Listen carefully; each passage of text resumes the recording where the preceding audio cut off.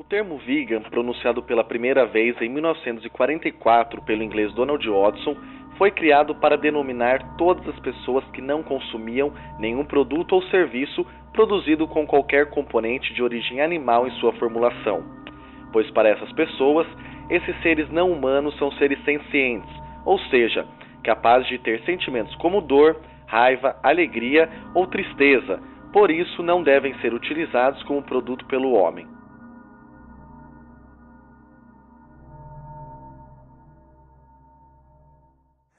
Há 5 anos atrás, eu precisei fazer uma pesquisa, porque eu precisei fazer eu ia fazer uma palestra sobre bem-estar animal e espiritualidade dos animais. E daí eu comecei a fazer uma pesquisa muito grande na internet e fui caindo de site em site, e aí eu tive um contato super grande com o veganismo. E passei dias chorando na frente do computador, que foi um evento assim, bem traumático e dramático na minha vida, mas que me fez tomar a decisão de ser vegana.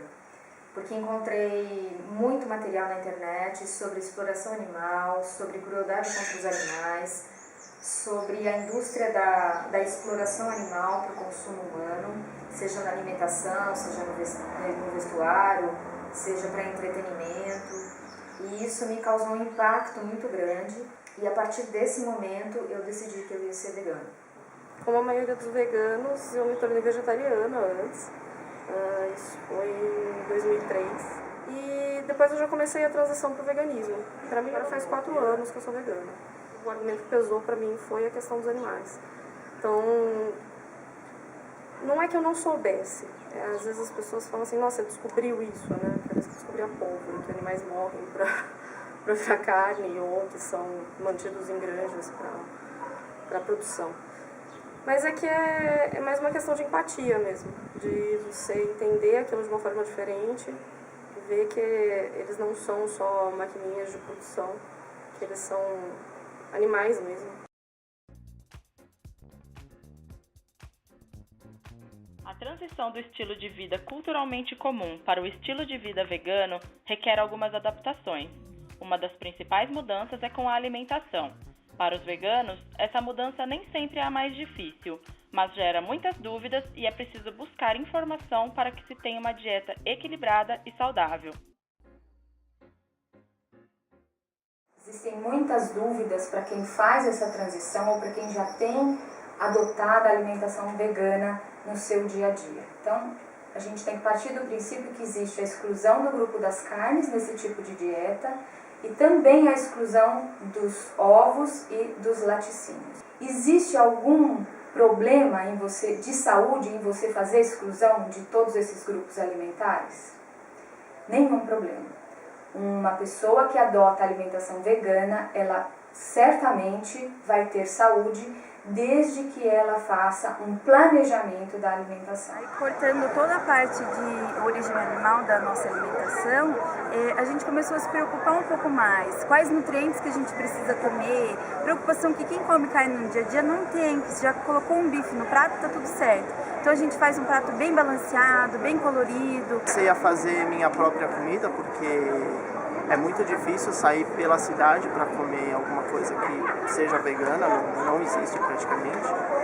Fazendo minha própria comida eu aprendi, olha, agora eu tenho consciência do que eu estou comendo, eu sei todos os ingredientes que tem, não é... A maioria das pessoas vai no mercado e compra alguma coisa sem nem saber o que elas estão comendo. Mesmo nas adequações, é imprescindível, muito importante, prestar atenção em alguns nutrientes. Por exemplo, a vitamina B12, que é uma grande preocupação de quem adota a alimentação vegetariana e especialmente a vegana. Como existe a exclusão das principais fontes ou das únicas fontes de vitamina B12, o vegano precisa tomar muito cuidado. Precisa dosar a sua vitamina B12 e, havendo necessidade, fazer a complementação com cápsulas, ou existe spray nasal, cápsula via oral, cápsula sublingual e injeções também. Tá? Só um profissional de saúde vai poder ajudar ou indicar a melhor forma de se fazer a suplementação da vitamina B12. E todos os outros nutrientes são obtidos através de uma dieta vegana bem planejada. Não basta somente tirar carnes, laticínios e ovos dentro do hábito cultural atual. Precisa fazer a adequação. Eu faço a suplementação, eu já fiz a semanal, de verdade eu prefiro a semestral. Eu acho mais prático, é a mais barata e eu fico tranquila. Eu acho que eu preferi não correr um risco. Todos os medicamentos comercializados no Brasil são testados em animais. Portanto, o uso indiscriminado deles é vetado pelos veganos. Normalmente, eles costumam tomar algum remédio apenas quando é realmente necessário ou quando não há outra alternativa. Não gostam de usar, os medicamentos, principalmente porque todo medicamento aqui no Brasil é testado em animais e muitos contêm gelatina na fórmula. E eu, antes de ser vegano, eu usava muito remédio, sempre tinha uma aspirina, um Epocler, alguma coisa em casa. E depois que eu virei vegano, eu criei um pouco dessa consciência de não usar.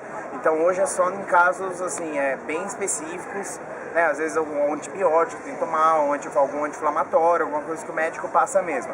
Mas em geral, assim, a gente sempre procura uma forma mais natural das coisas. Então um chá, algum outro tipo de alimento, alguma comida, um suco, para estar suprindo esses remédios todos. E tem vegano que não toma nada mesmo de remédio, que não é o nosso caso, mas tem alguns bem estritos que não tomam nada. Mas a gente então toma só o essencial, só mesmo que precisa para estar bem. Toda família, quando tem um filho, costuma criá-lo dentro de sua ideologia, seja ela qual for, e com os veganos isso não é diferente.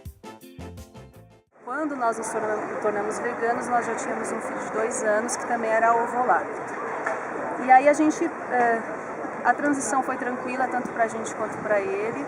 Ele, apesar de consumir laticínios, derivados de leite e de ovos, ele se adaptou muito tranquilamente com o veganismo. Eventualmente, hoje a gente conversou a respeito da alimentação dele e a gente chegou a um consenso de que a gente vai educar ele dentro do veganismo, mas sem nenhum tipo de imposição ou, obrigá-lo a seguir a dieta ou proibi-lo. A gente acredita que o ideal é você educar a criança dentro dos seus valores, mas sem essa imposição de que ela tem que seguir. Ele vai no pediatra, a gente também está passando com ele no nutricionista e assim, tem alguns exames que são solicitados, mas é muito tranquilo, assim, não tem tanta diferença do tratamento médico de uma criança comum. Normalmente as pessoas têm medo de que uma criança educada nessa dieta vai ser pequena, raquítica, anêmica, e é totalmente o oposto. Ele é forte, grande para a idade, acima do tamanho médio para essa idade, não tem nenhum problema de saúde, nem nunca teve. E a gente brinca que ele só não é totalmente vegano porque ele ainda mama no peito, toma leite da mãe, mas fora isso, e algumas eventuais exceções, quando a gente vai em algum lugar, ele é também vegano. Quando eu engravidei da Clara, houve muita resistência com relação à minha dieta, principalmente quando eu falei, gente, eu não consigo comer derivados. E aí teve uma preocupação com relação a B12, vitaminas do complexo B, e eu fui lidando da minha maneira com isso. E médicos chegaram a me dizer, principalmente a minha obstetra, dizia, sua filha vai nascer desnutrida. Sua filha vai nascer desnutrida e você vai ter anemia. Eu não tive anemia, nenhum tipo de anemia. E a minha filha nasceu com 4 quilos e 51 centímetros e meio. Ela é uma criança saudável, inteligente, o peso dela é maravilhoso, ela é inclusive maior que outras crianças. Então é um pouco disso, assim. Eu tento passar para ela mais do que uma alimentação saudável, mas uma alimentação consciente. Ela tem consciência do que ela está ingerindo. O que é isso? Porque ela tem não só consciência do que ela está ingerindo, como o que ela usa. Esse shampoo que eu estou usando, foi testado em animal? Não foi testado em animal? Vai coisa de origem animal? Por que vai? Por que fazem isso os animais? Para a filosofia vegana, o interesse do animal vem em primeiro lugar. E com tantos bichos abandonados pelas ruas, tutelar um cão ou um gato é essencial, pois como esse problema já existe, é preciso tentar amenizá-lo de alguma forma.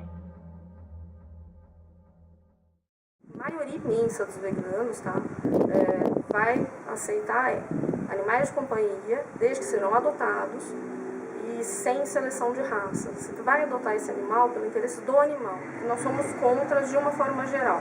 Então, aves em gaiola, peixes de aquário, animais exóticos que começam a aparecer muito.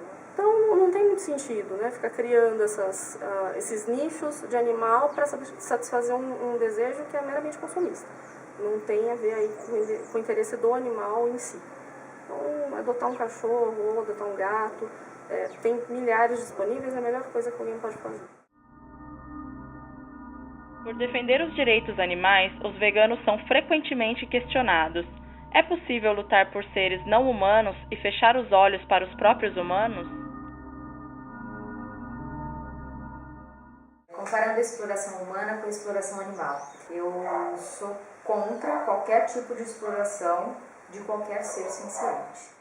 Quanto a produtos de origem de mão de obra escrava humana ou não humana, eu tento ao máximo pesquisar a respeito das roupas, dos produtos que eu compro, quando eu compro, para saber se tem essa procedência, a procedência do produto da empresa, sim.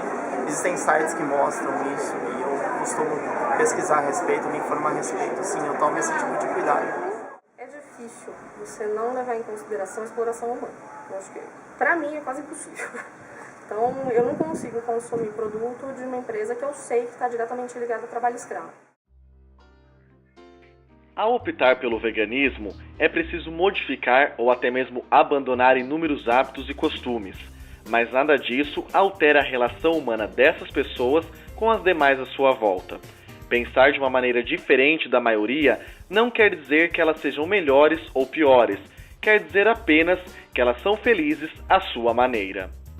Os amigos tiravam sarro no começo, falavam que eu não ia aguentar, ficar sem queijo, sem carne, sem nada. Tirar sarro, eles tiram sarro até hoje, eu tento lidar isso com a maneira mais séria possível, para mostrar para eles que é uma coisa séria, que é uma coisa que eu acredito na minha vida e tudo mais. Tenho amigos não veganos.